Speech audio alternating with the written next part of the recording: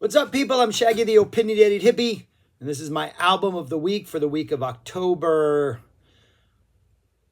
10th through October 16th, 2024.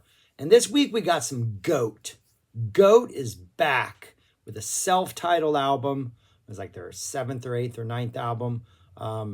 And this one is all about it's psychedelic. We got the psychedelic angle played, of course. We got the world music angle played. We're throwing in a little like hip hop beats on a couple tracks, like some sort of like drum loops, maybe definitely some early 90s West Coast vibe on one of them, maybe some more still early hip hop, but maybe a little more circular dance vibe. But we got the funk. We're bringing the funk. And when I mean funk, I mean like funkadelic, like tinges of hints of Eddie Hazel. I mean like 69, 70, heavily fuzzed out, just solo like crazy while the band goes crazy Zappa funk. I'm talking like Hendrix, just blistering guitar workout funks, with some other like things thrown in the mix. But this is just 8 slices of just musical, just as close to perfect as you could want an album to be. I had the incredible honor of seeing Goat way after their first album drop back in 2012. I think it was, they dropped in 2012. They were still touring it in 2013. And they played the Austin PSYCH Fest in Austin, Texas. And back then, before it became a multi-club thing where you had passes to clubs, it's all like localized. It was at a venue, this Carson Ranch, kind of like southeast of the city, out by the airport, and it was on a river, and there was a stage that was built on the edge of the river and this like grass amphitheater. So if you were there, you were watching the band, and behind them was the river, which at night was dark, right? You couldn't really see it. But Goat played. They were the penultimate act. I think it was Saturday night. And then the final act was Acid Mother's Temple. You want to talk about a 1-2 punch to close out the night, or a 1-2, whatever. Ridiculous. But yeah, they're still going strong 11 years later, 12 years later. This is fantastic. If you like psych music, if you like guitar playing, if you're a fan of like Hot Rats era Zappa, Chunga's Revenge guitar playing Zappa, that just thick, fuzzy tone, the guitar stuff on here is fantastic. The keyboard solos are fantastic. The grooves are fantastic. The songs are fantastic. The world music vibes are fantastic. Goat, Swedish band. I think not to be nationalist or anything, but like, I think if you played somebody any Goat album and said 5 guesses as to what country they're from, Sweden's going to be your last guess. But yeah, they're this weird Swedish experimental, proggy, psyche, world music vibey. They have this backstory that they came from this section of like, I think it's like northeastern Sweden where like voodoo was practiced and there was witchcraft and stuff. So there's this like little mythology, which may or may not be true. But this is just psych music at its best with heavy doses of funk. The opening track, One More Death, kind of like Goat doing somewhat of a version of like really fuzzed out psychedelic garage rock, with their sort of like just that sort of almost ritualistic chanty type singing that at the same time like soars and is gorgeous. It starts off really strong with just hardcore noise energy, like garage rock psych.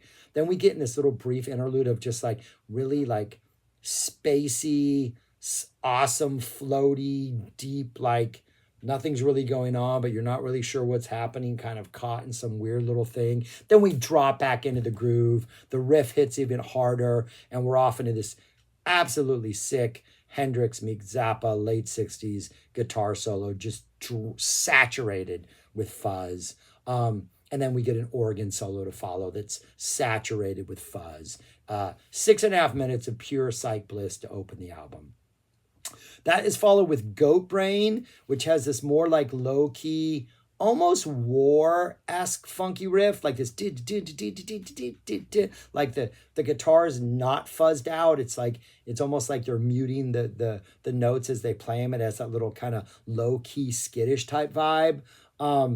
Almost like a like a cleaner wall of voodoo meets almost like a Elvis Costello watching the detectives, but it's very psyched out and a little more experimental and just a little bit trippier. Just great. You got flutes going up there floating above. You got some horns that come in that feel almost like they're just in off the streets and they're just play these charts, and they just play these charts, and it's not the most polished thing in the world, but it fits perfectly with the song. We get this really thick effect laden guitar solo that drops in towards the end. Yeah, the first 10 minutes of this are just guitar psych bliss. Fool's Journey, aptly titled, or a more pastoral kind of fluty folk psyche type vibe. We got like a gentle flute that kind of leads it, but there's this piano sort of that comes in towards the end, and it's all low notes, and it provides this almost ominous vibe where the journey at first seems pleasant through the countryside, but as these like chords keep repeating themselves, it just doesn't feel right. And it feels like, yeah, this is a fool's journey. We think we're doing the right thing, but no, those piano chords are clearly telling you that you're not. I just finished reading this sort of science fiction thriller novel called The Oracle, which is spoiler alert, but it happens on like the second page, so not really. But there's this bell that tolls, and the tolling of the bell does not forebode good things. And that piano at the end of Fool's Journey kind of reminds me of like a bell tolling, and you're like, oh no, this isn't good.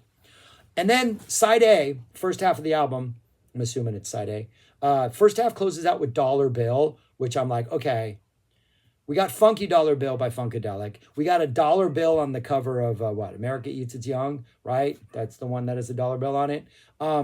This has to be a Funkadelic reference, because this thing is like, it is a thick, fat, fuzzed out psych rock riff that could be on Hot Rats, could be a deep cut on Chunga's Revenge that never got released, could be on a Hendrix album, could be on an early Funkadelic album.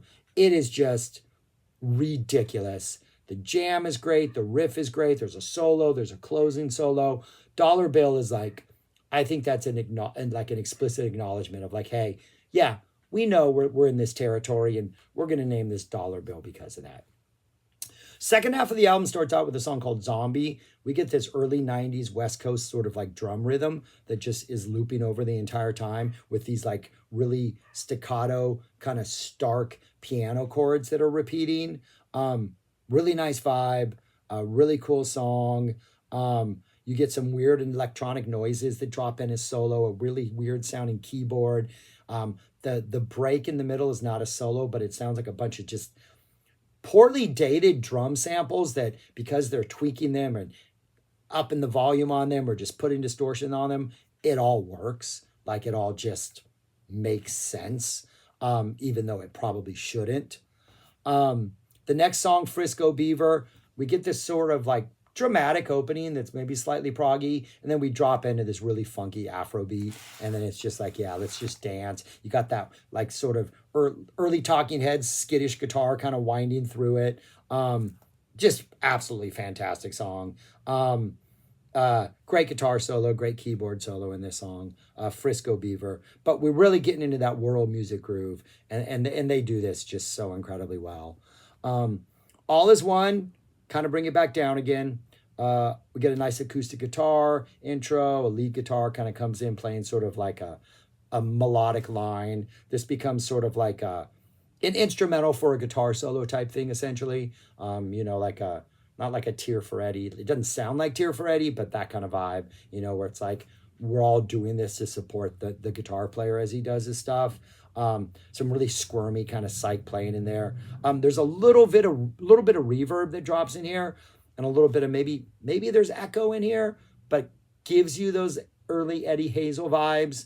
Maggot Brain being the obvious comparison, though this is nowhere near as intense or as just like blistering as Maggot Brain. But there's a toe or two in that pool. As it starts to fade out, you get some like spoken word weirdness that goes on. And then the album closed with Ouroboros, which starts off with this more dancey, kind of almost feels circular, like hip hop type early beat.